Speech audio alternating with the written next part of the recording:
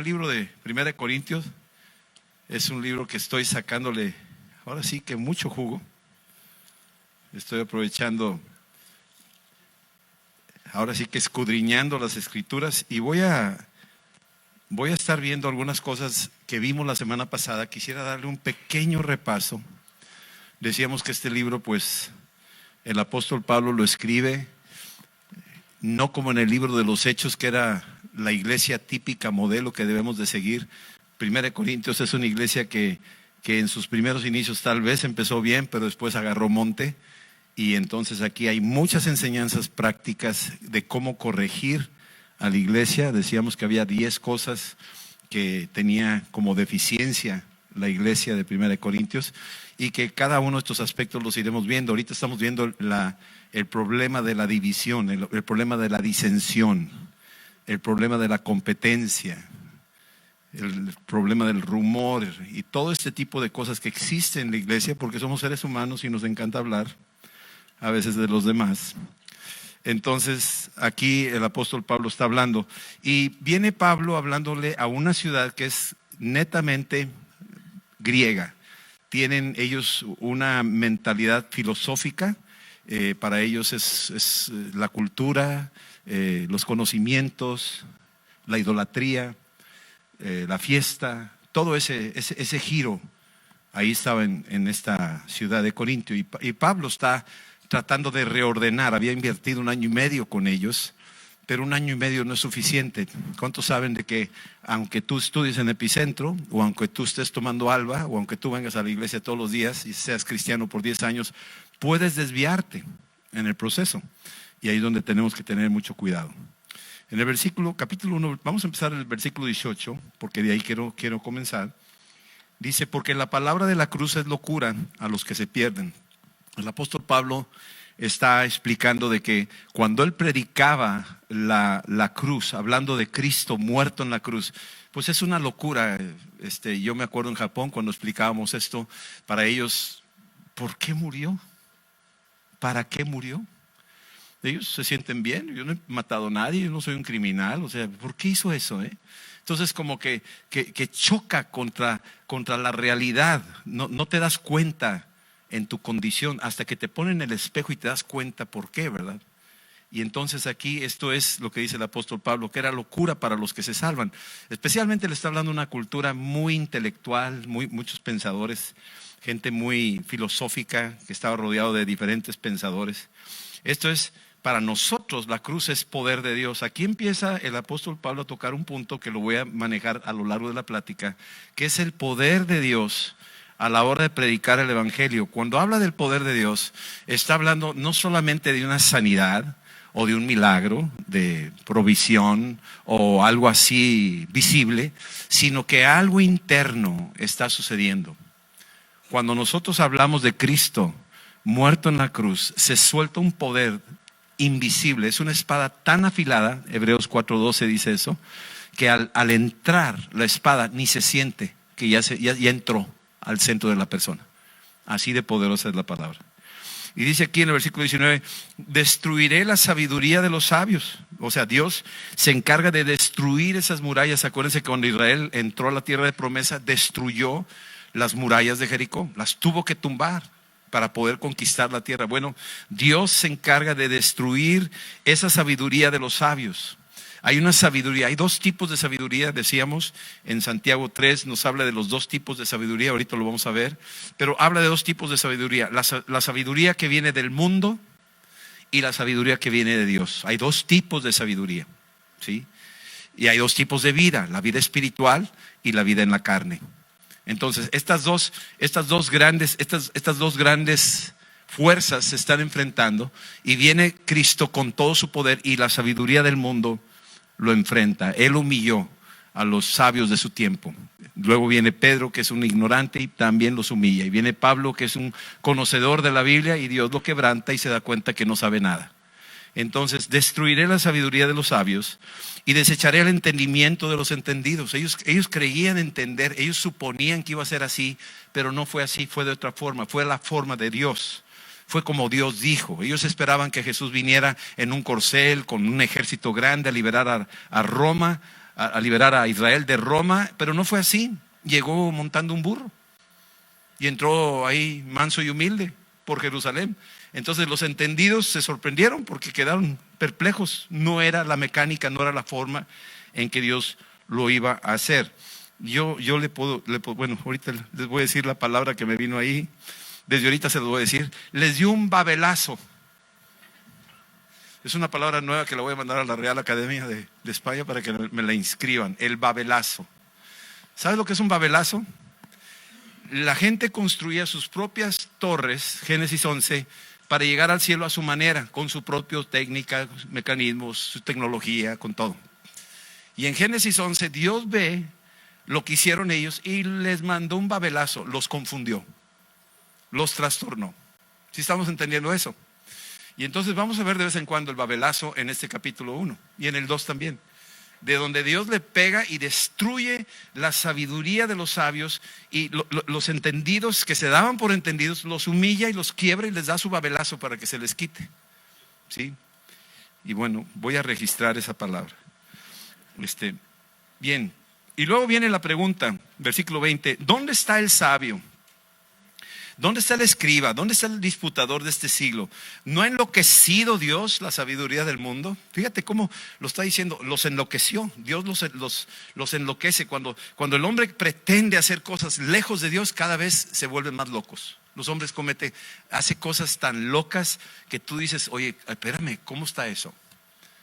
¿Cómo está eso que ahora el hombre dice que si yo me siento animal, soy animal? Y si me siento mujer, pues soy mujer. O sea, se están enloqueciendo los hombres. Hay una locura.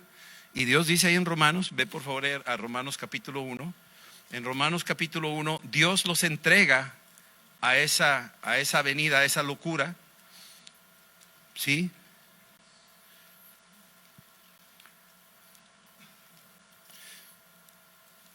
Versículo 24 del capítulo 1 dice, por lo cual también Dios los entregó a la inmundicia y en la concupiscencia de sus corazones, de modo que deshonraron entre sí sus propios cuerpos. O sea, el hombre dijo, yo no quiero a Dios, mi cuerpo es el templo, mi cuerpo es mío y yo hago con él lo que quiero. Y entonces Dios dijo, bueno, pues ok, no quieres que yo habite en ti, no quiero que habites en mí. Ok, perfecto. Entonces suelta a esa persona a su propio deseo, a sus propias pasiones, y poco a poco el hombre se empieza a degradar entre él mismo. Versículo 25, cambiaron la verdad por la mentira, honrando y dando culto a las criaturas antes que al Creador, el cual es bendito por los siglos. Y por esto Dios, versículo 26, los entregó a pasiones vergonzosas, pues aún sus mujeres cambiaron el uso natural por el cual es contra naturaleza. O sea, Dios las va entregando. ¿Quieres eso? Órale, y te doy la cuchara y te doy más si quieres ¿quieres más? Órale, ahora. ¿Sí? El hijo pródigo fue hasta con los marranitos y comió todo. ¿Quieres más? Hay algarrobas, órale, échale ganas. Y eso es la forma en que Dios utiliza para trastornar la manera que el hombre se revela y se quiere alejar. Y no es más que el amor de Dios tratando de hacerlo acercar a él, que lo quiere bendecir. Y el hombre dice, no te quiero, no te necesito. Y entonces Dios dice, yo que quisiera bendecirte, pero yo tengo un límite. Tú te quieres salir, vas por tu cuenta, va sobre ti. Esto es tu cosecha, no me eches la culpa a mí, esta es tu cosecha, te voy a entregar a eso. Tú lo quieres, te lo voy a dar. Entonces, volviendo a 1 Corintios capítulo 1, versículo 21, dice aquí, pues ya que la sabiduría de Dios, el mundo no conoció a Dios, es decir, utilizando los recursos de la ciencia, utilizando los recursos de la sabiduría de este mundo, el mundo aún así no conoció a Dios mediante esta sabiduría. Agradó a Dios salvar a los creyentes por la locura de la predicación. A Dios le agradó, en vez de usar sabiduría, porque acuérdense que Pablo está hablándole a un pueblo de Corintios que está a 80 kilómetros de Atenas. Y en el libro de los Hechos 17 salía de Atenas, de donde estaban los filósofos. Los filósofos tenían sabiduría y tenían sus libros y sus conceptos y todo ese humanismo en sus cabezas. Se habían llenado de letras. Ahí uno de los mismos paganos de su tiempo dijeron, las muchas letras se han enloquecido. Bueno, eso era lo que le pasó a los atenienses, eso era lo que le pasó a los corintios. Las muchas letras los habían enloquecido, estaban totalmente desviados. Y aquí, cuando estamos leyendo este versículo, dice la Escritura que se le ocurre a Dios utilizar algo que para el mundo es locura, la predicación. Ahora, ¿qué es esto de la predicación? Hablar nada más, hablar de Cristo y te voy a predicar. Aquí yo predico el domingo y predican aquí los pastores. De eso se trata. Déjame decirte a lo que se refiere cuando dice predicación. Cuando se refiere a predicación, es la locura de la predicación, es utilizar unas herramientas que para el mundo no son armas, no son terapias, no es counseling, no es coaching, no es esto y lo otro. Es algo que no lo logra aterrizar el hombre natural, no lo entiende. Pero en la predicación están saliendo dos fuerzas poderosas combinadas, es como pólvora y fuego, que cuando tocan el corazón revienta por la predicación. Ahora, ¿qué predicación es? ¿Qué contiene la predicación? Contiene la palabra y contiene el Espíritu Santo. Esa es la locura de Dios, que utiliza la palabra llena del Espíritu Santo. Esa persona, tú puedes ser esa persona que predica en la calle, que predica en la oficina, que predica en la casa, que predica en la escuela. Y por medio de esa predicación, lleno de la palabra y lleno del Espíritu, por medio de esa locura, que el mundo lo consideraría locura, esa locura libera y le da sabiduría a la gente. Sabiduría divina. ¿Sí me están siguiendo? Ok. Entonces, versículo 22 dice, porque los judíos piden señales y los griegos buscan sabiduría. Los judíos querían señales, a cada rato decíamos, tientan a Cristo, si queremos una señal, danos una señal. Y Jesús les decía, les van a recibir la señal de Jonás. O sea, ellos no comprendían, por más señales que vieran, hay gente que por más señales que vean, no van a creer. Las van a ver por un rato y se les va a olvidar. Sí estamos entendiendo eso. Señales no es todo. Es parte del proceso, en la forma en que Dios dice que va a haber señales y prodigios. Y buscamos que sucedan esas cosas, anhelamos que esas cosas pasen. Pero el hecho que la gente quiera señales, les dijo ahí una vez el hombre rico y Lázaro en la historia esta que viene en el libro de Lucas, donde muere este hombre y va está ahí en el Seol. Y le dice, manda a mis hermanos que se aparezca ahí Lázaro. Y dijo, aunque se aparezca Lázaro no van a creer.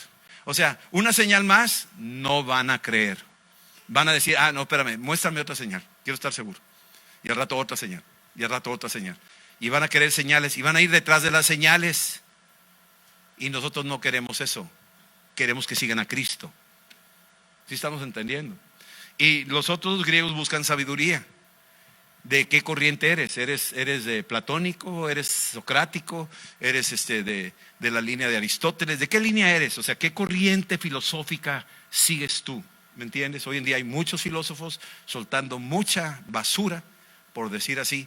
Y entonces la gente se llena de letras y de confusión y les dan un babelazo. ¿Sí me entiendes esto? Al final de cuentas, la torre de Babel se truncó, ya no pudo avanzar, ya no pudo seguir creciendo. Ese fue el problema de la torre de Babel. Y así está el mundo entero. Versículo 23 dice, pero nosotros predicamos a Cristo crucificado. En la predicación, cuando anunciamos a Cristo, Romanos 1:16 me dice a mí, yo no me avergüenzo del Evangelio porque es poder de Dios para salvación. Cuando dice poder de Dios, cuando yo suelto el Evangelio, predicándolo realmente lleno del Espíritu Santo y predicando esta verdad poderosa de que Cristo murió en la cruz y resucitó de los muertos, cuando esa predicación es soltada, el poder de Dios es para salvación. Algo sucede en la parte más profunda del ser de la persona. No le va a entrar a los oídos de las orejas, no le va a entrar solamente al arsenal de los pensamientos y argumentos, le va a entrar hasta lo más profundo que es el espíritu del hombre. Ahí es donde va a entrar. Y si está seca esa pólvora, va a haber explosión. Si está mojada esa pólvora, no explota. ¿Sí me entienden el ejemplo? O sea, si la persona está empapada y resiste el Evangelio, pues no le va a caer el 20, no va a querer. Pero si la gente está ávida y desea creer, desea conocer la verdad y salir de esta maraña de engaño que hay en este mundo, entonces el poder del Evangelio toca esa pólvora seca y hay una explosión interna. La persona explota, la persona de repente dice, oye, ¿sabes qué? Algo me pasó. ¿Sabes qué? Ahora entiendo. ¿Sabes qué? Veo al mundo de una manera diferente. ¿Sabes qué? Siento algo precioso en mi corazón. ¿Sabes qué? Ya no siento nada en contra de esta persona. ¿Sabes qué? Ya amo a esta persona. ¿Sabes qué? Yo quiero servirle a Dios. ¿Sabes qué? Tengo hambre de la palabra. Esa es la obra del poder de la predicación. Nosotros predicamos a Cristo, para los judíos ciertamente tropezadero. ¿Por qué?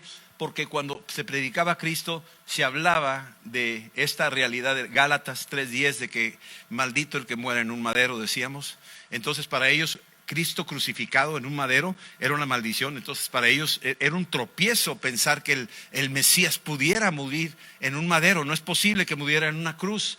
Eso no es posible. La Biblia dice que sería maldición. Efectivamente se hizo maldición y absorbió tu maldición y mi maldición y la absorbió él. Y tú dirás, ¿cuál maldición? La maldición de Génesis 3, cuando le dijo que la tierra sería maldita por tu culpa y que del polvo te tomó y al polvo volverías. Muerte vendría sobre ti. Es la maldición que ha infectado a todo el mundo.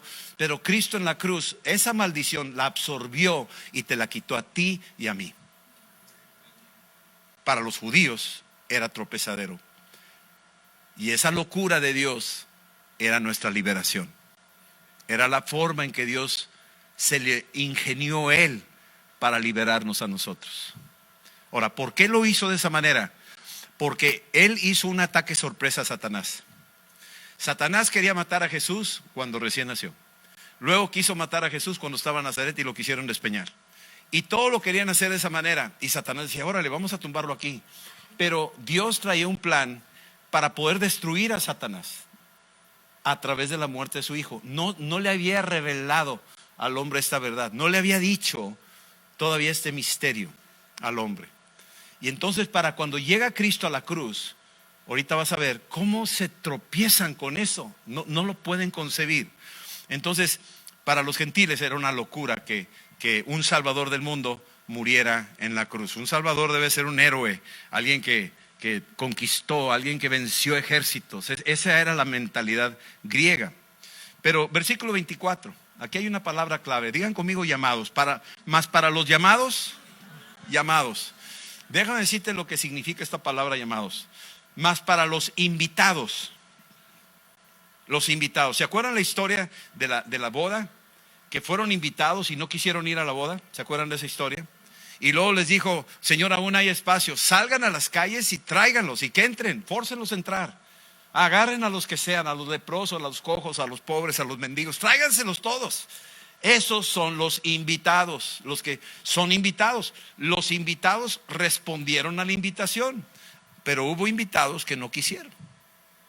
No me interesa. Entonces, aunque fueron invitados, finalmente no surtió efecto la invitación. ¿Sí estamos entendiendo eso? Entonces, aunque tú puedas tener el llamado, si tú no recoges el llamado y lo abrazas, el llamado sigue ahí, pero no va a surtir efecto tu llamado hasta que tú hagas algo. ¿Sí estamos entendiendo esto?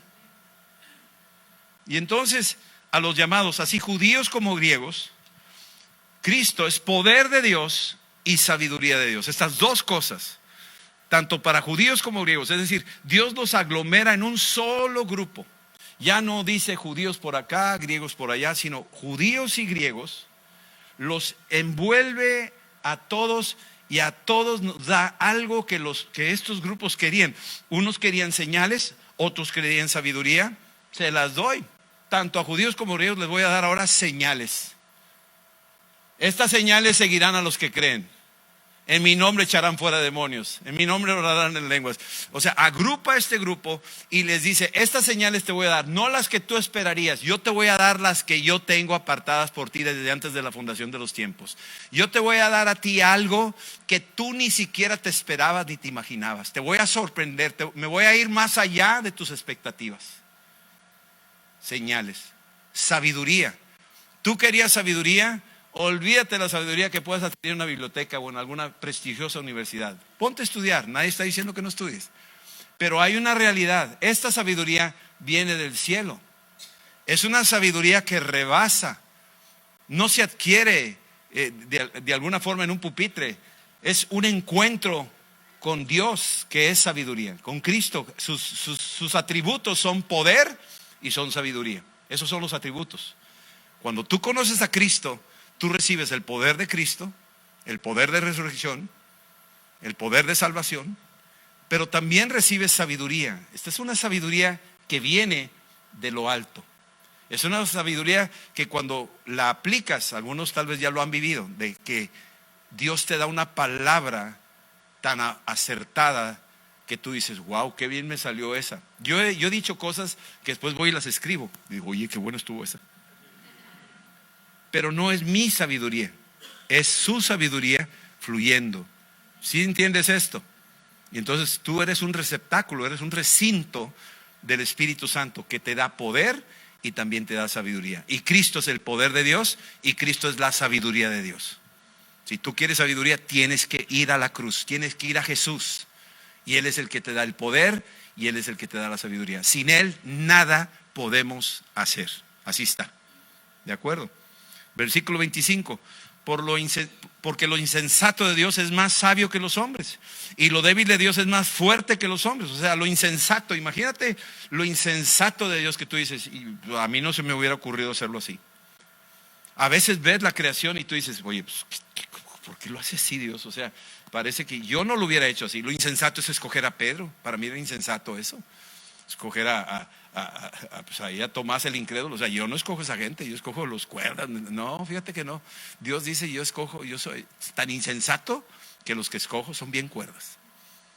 ¿Sí me entiendes esto? Son mis herramientas, son mis instrumentos. Y entonces hace un lado nuestros conceptos de todo ese rollo que traemos adentro de cómo se deben de hacer las cosas humanamente. Y Dios dice, no, mijo, es insensato.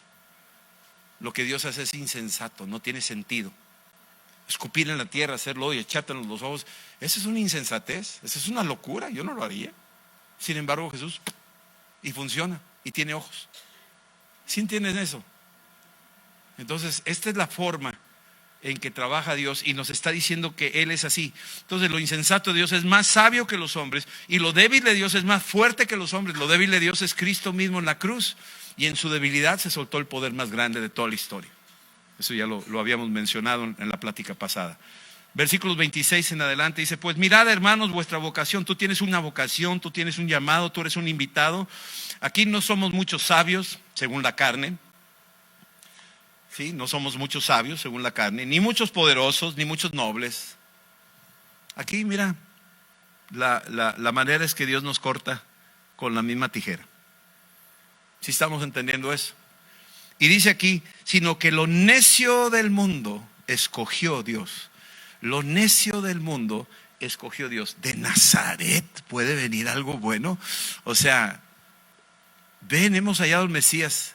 ¿Y él de dónde es? De Nazaret. Y contesta Natanael, ¿de Nazaret? Juan capítulo 1. O sea, eso es una... ¿Cómo? ¿De dónde? De Nazaret, no puede ser. Sí, es que tú no sabes toda la historia que está atrás. Desconoces. A simple vista juzgas. Te equivocas cuando juzgas a simple vista. Está como Samuel, que vio ahí al güero grandote, bonito, bien fornido, y dijo, este es el escogido de Dios. Y Dios dijo, no, hombre, estás bien chueco, Samuel, no estás viendo lo que yo estoy viendo. Yo veo el corazón, yo veo más adentro, yo veo más allá de lo que tú estás viendo. Y entonces aquí lo está diciendo, lo necio del mundo escogió Dios para avergonzar a los sabios, y lo débil del mundo escogió Dios para avergonzar a los fuertes. ¿Qué fue lo que le dijo Goliat a David?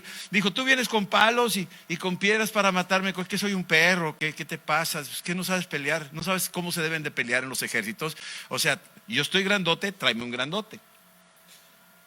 Y viene un chaparro ahí y dice, no, espérame. Eso no es lógico, eso no es sabio, eso no compite con la fuerza.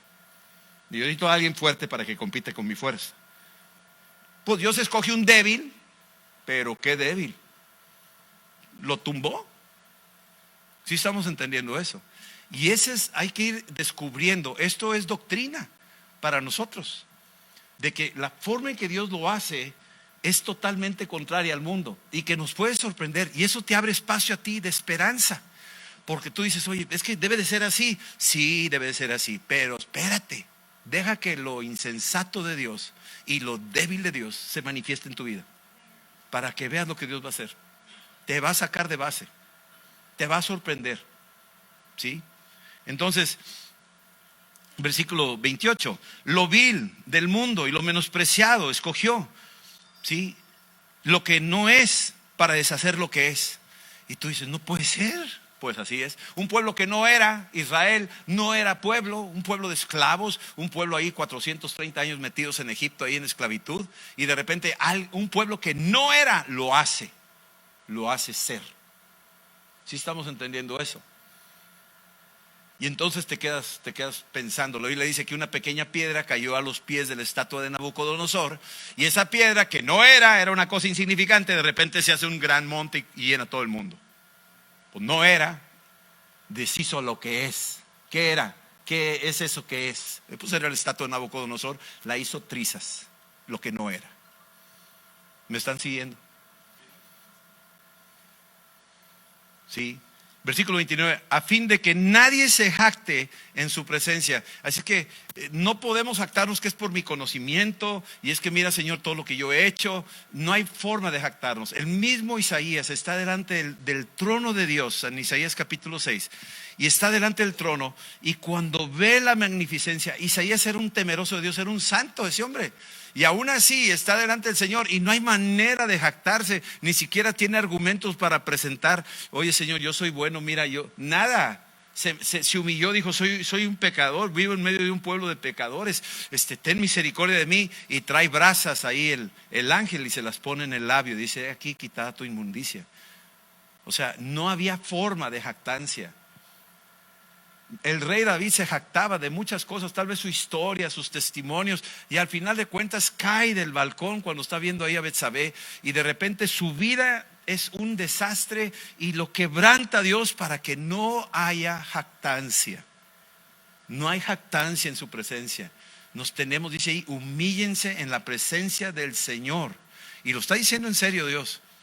Tienes que humillarte, yo me tengo que humillar, nos tenemos que humillar en la presencia del Señor y Él nos exaltará. No hay jactancia en su presencia. Versículo 30, mas por Él estáis vosotros en Cristo Jesús. Tú estás de pie, tú estás vivo, tú tienes acceso al cielo por Cristo Jesús, el cual nos ha sido hecho por Dios sabiduría. Fíjate, Cristo Jesús ahora viene a tu corazón y te da estas cosas. Entre las muchas que te está, aquí menciona el apóstol Pablo, a los corintios le menciona estas 4 cosas. Le está diciendo, señores, ustedes se jactan. Yo soy de Pablo, yo soy de Pedro, yo soy de Apolo. Yo leí muchos libros y me gusta esta filosofía y la combino aquí con toda la teología bíblica. Y está Pablo peleando contra todo eso, diciendo, eso no es así, tenlo por basura. Si alguien tenía que jactarse de conocimientos era Pablo, que conocía muy bien la palabra, la Biblia, el Torá, desde los pequeños primeros años de su vida, a los pies de Gamaliel.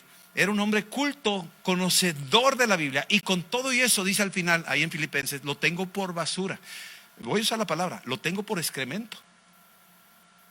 Así dice la palabra, escubalón, es una palabra griega muy fuerte. Lo tengo por eso. No es eso no me sostiene a mí, me sostiene Cristo. ¿Y qué recibo yo de Cristo? Número 1, dice aquí, recibes sabiduría. Aquí dice sabiduría. ¿Cuál sabiduría? Ya no es del mundo, es sabiduría de Dios. ¿Qué más recibo? Justificación. ¿Y qué es eso? Ahora te identificas, estás alineado a Dios, estás alineado al carácter de Dios, a lo que Dios busca, no a lo que tú crees que Dios busca. Es lo que Dios busca, es Cristo en tu corazón. Es la justificación. Número 3, ¿qué más busca? Santificación. ¿Y eso qué es? Continuamente en este mundo estamos siendo tentados. Imagínate que tú traes un carro último modelo y estás continuamente pasando y te salpican ahí los carros que pasan ahí al lado y te están echando ahí lodo y chipi también te cae, y si llueve también te cae, y si hay un bache también te cae. Entonces tu carro último modelo está totalmente salpicado, pero tienes ahí el car wash, que llegas a la presencia de Dios y le dices, Señor, perdóname, Señor, lávame, Señor, renuévame, y te renueva. ¿Sí me explico? Y no es un car wash de esos que más o menos, no, te hace nuevo. Las cosas viejas han pasado, te santifica, te va alineando, te va apartando, te va escogiendo, te va llevando en su dirección. ¿Sí? Y luego sigue aquí diciendo la 4, redención. Y esa es una realidad que tienes que tener presente en tu vida. Yo soy redimido. ¿Puedes decir eso conmigo? Yo soy redimido. ¿Qué quiere decir eso? No había quien diera un cacahuate por mí. No había quien pagara el precio por mí. No había quien tuviera de mí misericordia. No había forma de poderme escapar del infierno. No había manera. Miserable de mí, dice el apóstol Pablo, ¿quién me librará de este cuerpo de muerte? Pero se encuentra con Cristo y Cristo lo redime. Cristo dice, yo pago a este hombre, yo adquiero a este esclavo, es mío, está redimido. Y una vez redimido, no hay quien lo reclame, es propiedad del que lo redimió. ¿Sí estamos entendiendo? Eras esclavo del pecado, esclavo de la muerte, esclavo del diablo, pero hemos sido redimidos. Y entonces se rompen esas ataduras y no hay reclamo. El pecado ya no tiene poder sobre ti, la muerte ya no tiene poder sobre ti y el diablo ya no tiene poder sobre ti. ¿Por qué? Porque eres redimido, has sido comprado a precio de sangre. Y el diablo no tenía manera de refutar ese precio. No tenía manera, es más, no se lo compró al diablo, nomás demostró al Padre, estos son míos, yo los adquiero. Y tú eres adquisición de Dios. Eres un pueblo adquirido de Dios. Y termina diciendo en el capítulo 1, para que como está escrito, el que se gloríese en el Señor. Eso viene en Jeremías 9. Dice, el que se gloríese en el Señor. No te gloríes en otra cosa. Gloríate en el Señor. Cuando regresaron los 70, después de haber echado fuera demonios, ahí en Lucas 10, 17 y 18. Regresaron los 70 con gozo diciendo, Señor, los demonios se nos sujetan en tu nombre. Se estaban gloriando ellos en la señal. Se estaban gloriando ellos en un evento. Y Jesús dice, no. Ustedes gloríense de que sus nombres están inscritos en el libro de la vida. Y si están inscritos en el libro de la vida, están inscritos por la sangre mía que yo derramo por ustedes. Y ustedes tienen acceso, son mis invitados a mi mesa en la eternidad. Ahí sí, gózate. Echar fuera un demonio es de gran gozo, pero no es gran gozo comparado con aquel. Jáctate, gózate, celebra a Cristo. ¿De acuerdo? Capítulo 2. Así que vamos a entrar al capítulo 2. Entonces aquí entramos con este tema. Este es otro tema, es la continuación de la preocupación desde el capítulo 1, 2 y 3, un poco del 4. Estamos viendo cómo Pablo está buscando eliminar la división. La división es causa de orgullo, es orgullosos que se dividen y yo soy mejor y aquí y yo hago lo mío, me gusta más lo que yo hago que lo que hacen aquí, etcétera. Es puro orgullo. Y eso produce sediciones, divisiones. Mi idea es mejor que la tuya, lo que yo hago es mejor que tú.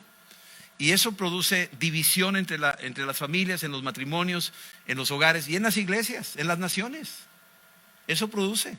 Y Pablo está hablando de un problema serio, que es un problema de la rebelión del diablo que hubo en el cielo contra Dios, que decía, yo soy mejor que Dios.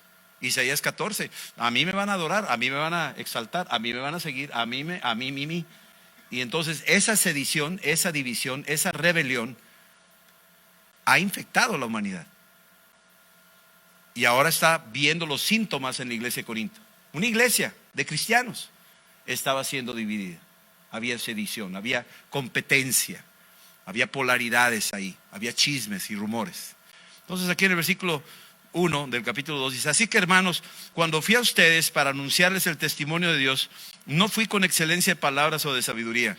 Usualmente, y lo vamos a ver después en 2 Corintios, los que llegaban a hablarle a la gente, a las diferentes comarcas, poblaciones, ciudades como Corintio, llegaban filósofos, ponían su banquito y empezaban a hablar con una retórica, muchos conocimientos y mucho esto y mucho lo otro. Y entonces la gente, si hablaba bonito, ese me gusta. Si hablaba así cosas muy, muy fuertes, muy wow, no, hombre, lo seguían.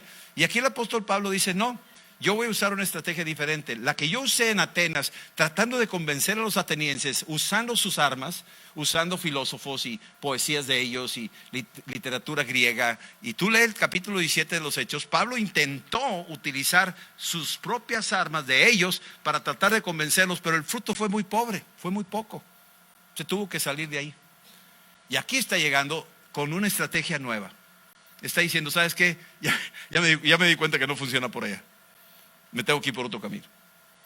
Entonces no llegué con elocuencia, ¿sí? Sino que estoy llegando de una manera totalmente distinta. Versículo 2, me propuse no saber entre vosotros cosa alguna. No me voy a desviar, no voy a tratar otro tema. El tema para mí es Jesucristo y este es crucificado. Cristo que murió en la cruz.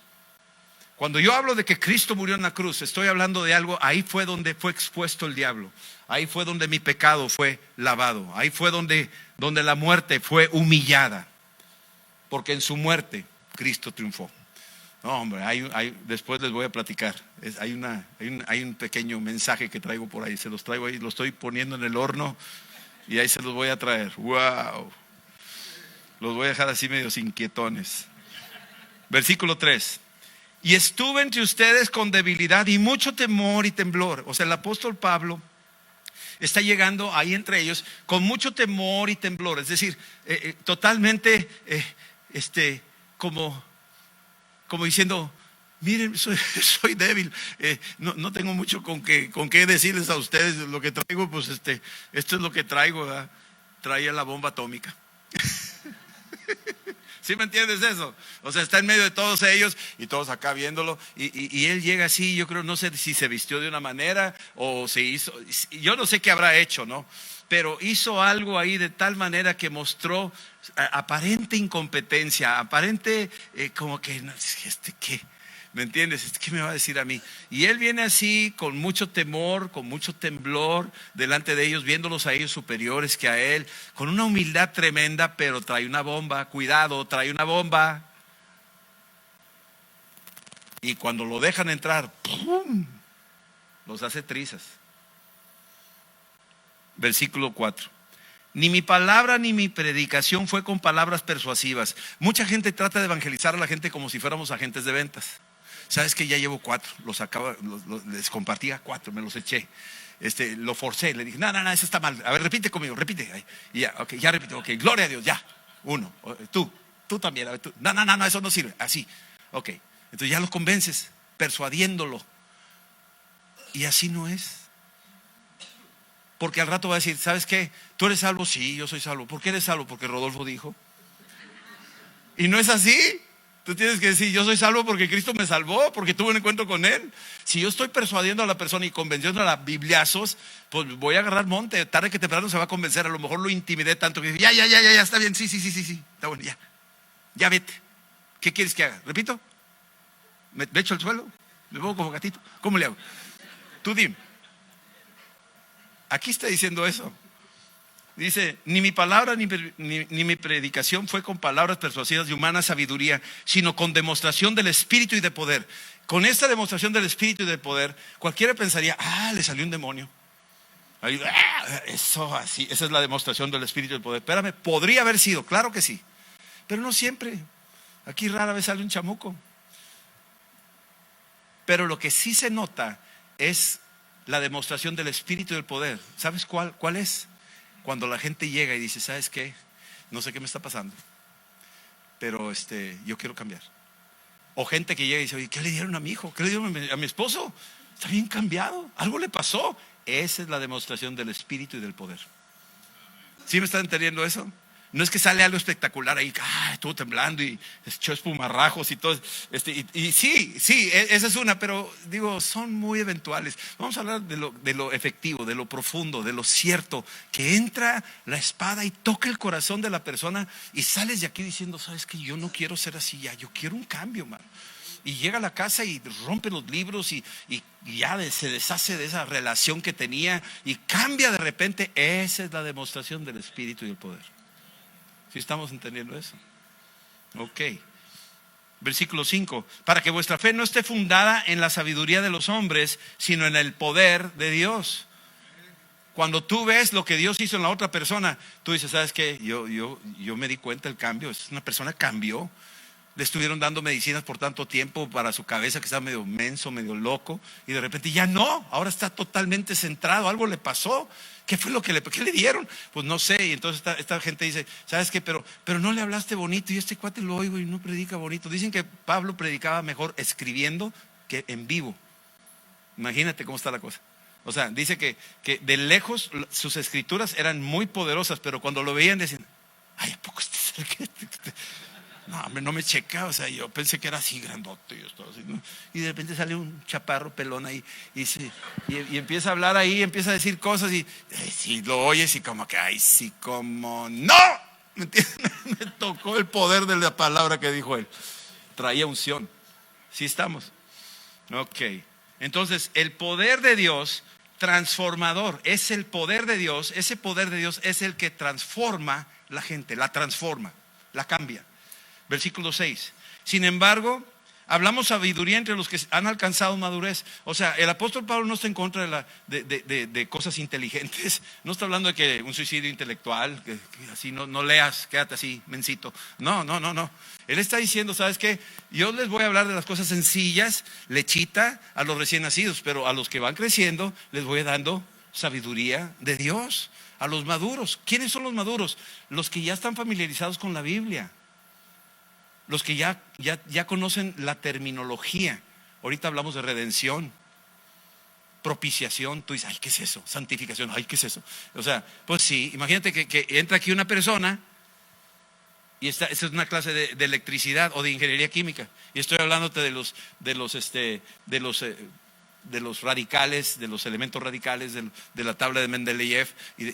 Y tú dices, ¿de qué estás hablando? Pues estoy hablando de mi tema, de química. ¿Sí me explico? Entonces, si entra alguien que no sabe nada de Dios y yo le empiezo a hablar de redención, santificación, justificación y propiciación, y el otro dice, oye, si yo me voy, no entiendo nada, mejor me voy. Son bien inteligentes, ¿sí o no? Yo me voy. ¿Sí me entiendes? Entonces, ¿cómo le hablo a uno recién nacido? Pues con terminología accesible. Pero al que ha alcanzado madurez, al que ya está familiarizado con la palabra, pues entonces la palabra se va desglosando, se va explicando. Y poco a poco la persona va entendiendo. Eso es lo que está diciendo aquí el apóstol Pablo.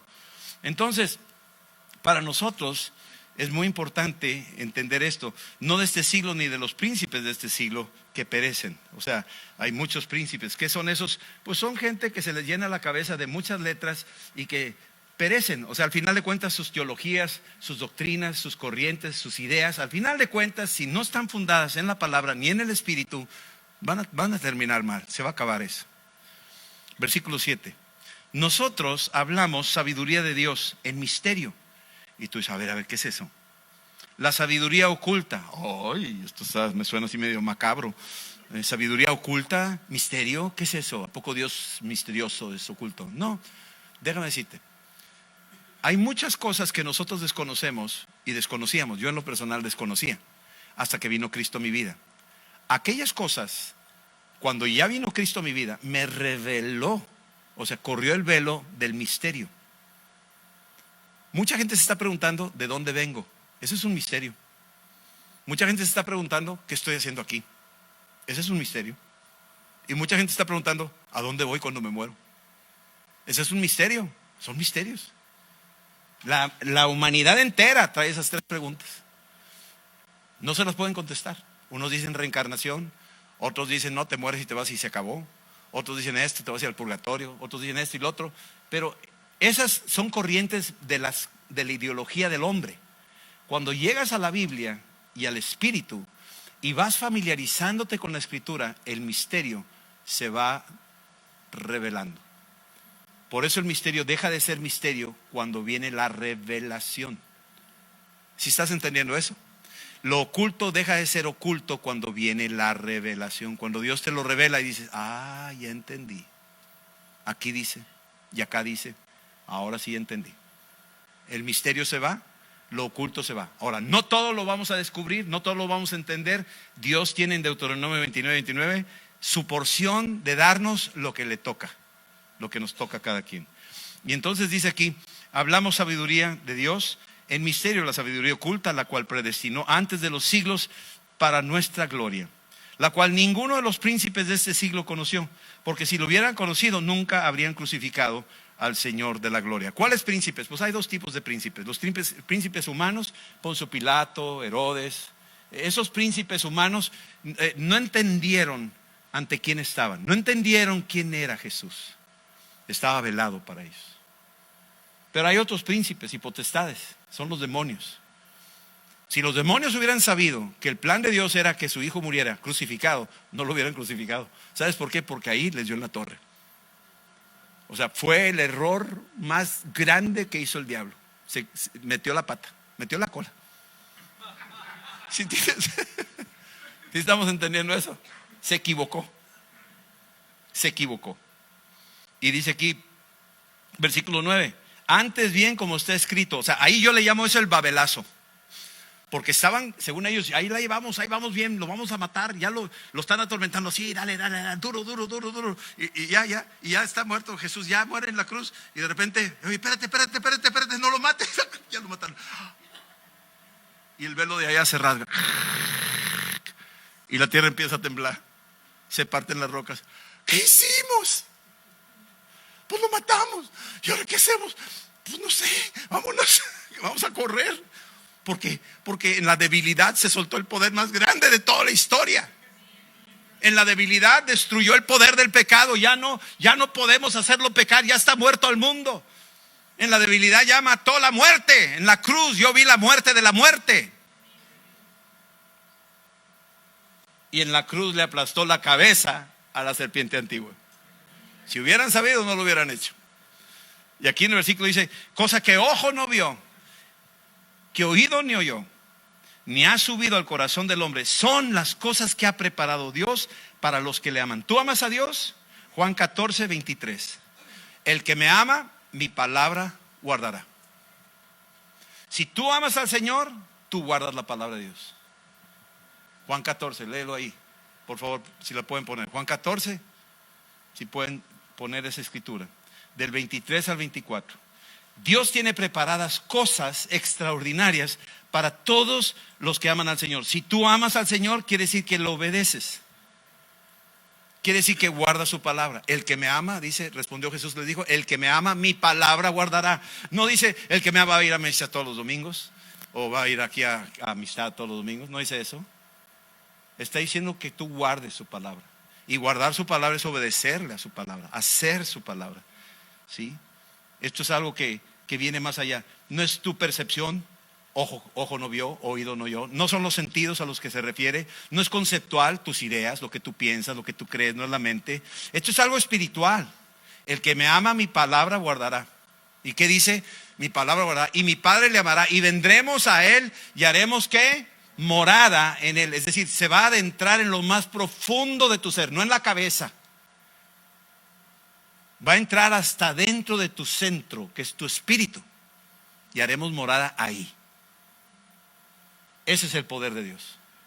Y cuando ya activaron el espíritu del hombre que estaba muerto por el Espíritu Santo, empieza la persona a cambiar su manera de hablar, su manera de oír, su manera de ver. Empieza a ver ahora un despertar de los 5 sentidos espirituales. Ya no son los sentidos carnales. Ya no te dejas ver por lo que ves. Ya no te dejas ver por lo que oyes. Ya no te dejas ver por eso. Ahora estás viendo más allá de lo que ves en lo natural. Nosotros no andamos por vista, andamos por fe. ¿Sí estamos entendiendo eso? Entonces los sentidos espirituales se disparan, se despiertan cuando entra la palabra en tu vida. Por eso es una evidencia que yo amo a Dios, yo guardo su palabra. ¿Sí? Y versículo 10 dice aquí: pero Dios nos la reveló a nosotros por el Espíritu. Es decir, lo que estamos oyendo esta noche, yo espero que todos lo entiendan, y lo que nos están oyendo también, es por revelación. Esto es revelación de Dios. Porque el Espíritu todo lo escudriña. La revelación es alguien que investiga, alguien que está checando si está bien o está mal. Yo cuando oigo predicar a alguien, o cuando me acerco a una persona, iba en el avión y oía una conversación de los de al lado, yo decía: híjole, hermano, andan bien chuecos. Y yo, ¿y cómo va? ¿Y por aquí? No, nosotros acá. Ah, bueno, ok. Entonces, el Espíritu escudriña, checa, revisa. Él no puede ser engañado. Aún lo profundo de Dios, a veces hay cosas que Dios hace que tú humanamente no lo entiendes. Versículo 11. Porque ¿quién de los hombres sabe las cosas del hombre? Pues el Espíritu que está en él, ¿verdad? ¿Quién sabe bien de Rodolfo Garza? Pues no es Adriana, yo soy el que sabe de mí. ¿Sí estamos entendiendo? ¿Ok? Así tampoco nadie conoció las cosas de Dios sino el Espíritu de Dios. ¿Y tú tienes el Espíritu de Dios? ¿Tienes el Espíritu Santo, sí o no? Si tienes el Espíritu, ok. Si crees en Cristo, tienes el Espíritu de Dios. Si tienes el Espíritu de Dios, entonces el Espíritu Santo, que viene siendo Dios, que escudriña todas las cosas, es el que te va a revelar quién es Dios Padre, quién es Dios Hijo, quién es el Espíritu Santo. Te lo va a revelar. Pero los que no tienen el Espíritu Santo, pues nada más tienen el espíritu del mundo. Versículo 12. Y nosotros no hemos recibido el espíritu del mundo. Estábamos en el mundo, teníamos la mente del mundo, seguíamos la corriente de este mundo, dice Efesios 2. Pero ya no tenemos el espíritu del mundo, sino que el espíritu que proviene de Dios, ¿sí? Para que sepamos lo que Dios nos ha, subráyalo, nos ha concedido. Dios te ha concedido algo. Entonces, cuando tú oyes el evangelio, que es poder de Dios, a través de la predicación, que es la palabra y el espíritu, y entra en tu corazón como una espada más cortante que toda espada de dos filos, hasta el centro de tu ser, lo que va a pasar allá adentro es que entra el Espíritu Santo. Y todo el que confiesa que Jesús es Señor, no lo puede decir en la carne, lo puede decir, pero no está salvo. La persona que lo dice realmente como Dios sabe que lo va a decir, porque Él escudriña todo. Esa persona tiene el Espíritu Santo. Entonces el Espíritu Santo está morando en nosotros. Versículo 14. El hombre natural, imagínate Nicodemo, Juan 3, el hombre natural no percibe las cosas que son del Espíritu de Dios, porque para él son locura. Le dice Jesús, tú necesitas nacer de nuevo. Tú necesitas oír la predicación de que Cristo es el Señor, de que yo soy el Señor, tu Salvador.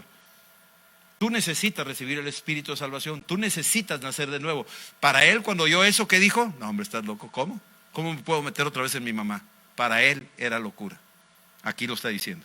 El hombre natural. El mundo está lleno de gente natural. Gente natural. Tú dices, ¿y nosotros qué somos? Nosotros somos espirituales. Ay, ¿de veras? Y la esposa le dice, no es cierto, tú no. Somos espirituales si has recibido a Cristo. El hombre natural no percibe las cosas que son del Espíritu de Dios, porque para él son locura y no las puede entender, porque se han de discernir espiritualmente. Cuando tú lees Juan 3 y ya tienes a Cristo y al Espíritu Santo, entiendes y dices tú, uy, pues con razón, pobrecito, pues así estaba yo. Un hombre natural, no entendía. Hasta que vino Cristo a mi vida y me reveló la verdad, y la verdad me hizo libre. ¿Sí? Ok. Seguimos, versículo 15. En cambio, el espiritual, ¿puedes decir eso conmigo con toda confianza? ¿Soy espiritual?